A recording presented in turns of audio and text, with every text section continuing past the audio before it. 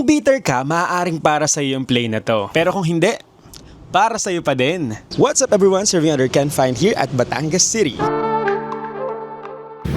Hello guys, kakarating ko lang ng Batangas City at sobrang init, grabe. Hindi ito bahagi ng commute series dahil manonood tayo ng isang napaka-interesting na play na pinamagatang Gusto Ko Nang Bumitaw. Back-to-back bitter stories from Ampalaya Monologues. Today is March 8 at nandito tayo ngayon sa #coffee tapat lang ng Batangas Capital Site para manood. So tara!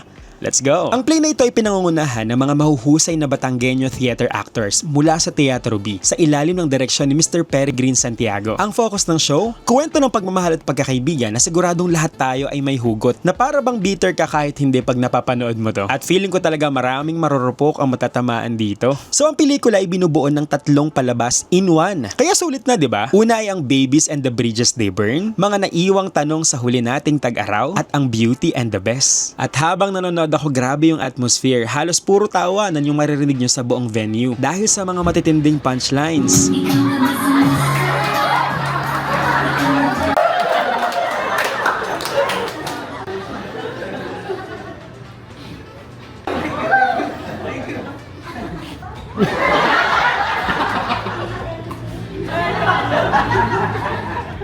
Pero warning lang, it's a roller coaster of emotion. Sa una akala mo tawa lang, pero may mga eksenang nakakaiyak. Dahil ramdam na ramdam mo yung emosyon ng bawat aktor. And I have to say, sobrang nagustuhan ko yung play na ito. High quality acting and very relatable stories. Bilang isang Batanggenyo, nakaka-proud sa mga local talent natin dito sa Batangas. It's raw, it's bitter, but it's beautiful.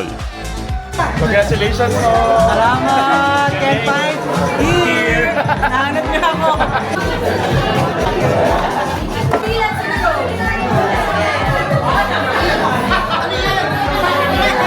Hi! Ganda mo, parang nagtatagalog ka ba? So, kayo, hi! Hi! Ang pinaka-paborito sa buong serye ng Gusto Ko Nang Bumitaw. Yes. Pero alam kong ginalingan mo doon. Isa pa nga. Gimura ko? Oo.